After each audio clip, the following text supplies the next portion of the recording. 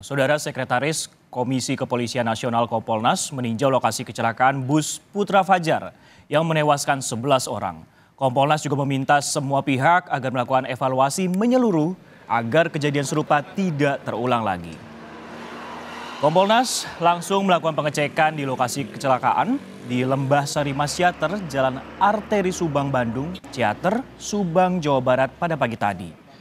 Dalam tinjauan ini, Direktorat Lalu Lintas Polda Jabar dan Satlantas Polres Subang ikut juga mendampingi. Kompolnas juga memeriksa puing-puing kendaraan yang masih berserakan di lokasi kecelakaan. Dan selain itu, Kompolnas berharap ke depannya semua pihak melakukan evaluasi menyeluruh terkait kecelakaan fatal yang menyebabkan 11 orang meninggal dunia dan puluhan lainnya luka-luka pada Sabtu petang kemarin.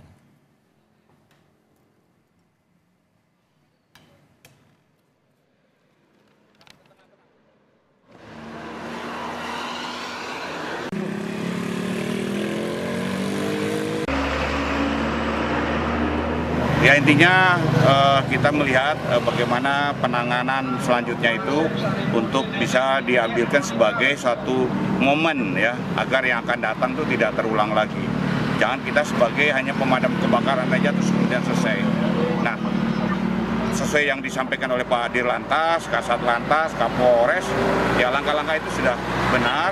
Tinggal bagaimana untuk mensinergikan ya dengan stakeholder yang lain untuk ke depan itu tidak terjadi lagi. Untuk informasi terkini, kita langsung tanyakan kepada jurnalis Kompas TV Hendri Irawan di TKP kecelakaan bus di Subang, Jawa Barat. Hendri, selamat siang. Olah TKP kemarin telah dilakukan oleh polisi. Bagaimana kemudian hasilnya, sudahkah dirilis oleh pihak terkait? Ya, baik Francisco dan juga saudara. Olah TKP dan juga pemeriksaan bus telah dilakukan pihak kepolisian yang berkoordinasi dengan pihak KNKT dan pemilik agen merek bus yang mengalami kecelakaan tersebut. Dan hingga saat ini pihak polisi belum merilis atau mempublikasikan hasil dari olah TKP maupun pemeriksaan bus yang mengalami kecelakaan karena masih harus dilakukan analisa atau pengolahan data oleh pihak penyidik dan Direktorat Lalu Lintas Polda Jabar yang melakukan olah TKP pada minggu pagi hingga siang kemarin. Namun seperti kita lihat hingga saat ini polisi masih terus melakukan penyelidikan terkait kecelakaan bus yang menewaskan 11 penumpang dan seorang pemotor yang tengah melintas.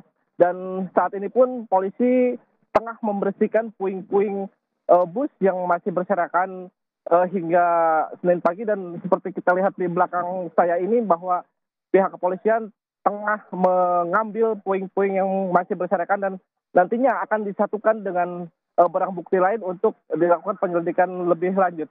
Untuk hasil dari olah TKP sendiri, pihak kepolisian belum melakukan publikasi, namun yang kami lihat kemarin saat melakukan olah TKP bahwa olah TKP dilakukan berdasarkan keterangan saksi-saksi, baik saksi yang melihat kejadian langsung maupun saksi yang berada di dalam bus, di mana olah TKP tersebut dimulai dari turunan Lembah Sarima Sariater Subang ini dan kemudian berakhir di gerbang 2 lokasi wisata Sariater setelah bus tersebut menabrak tiang listrik.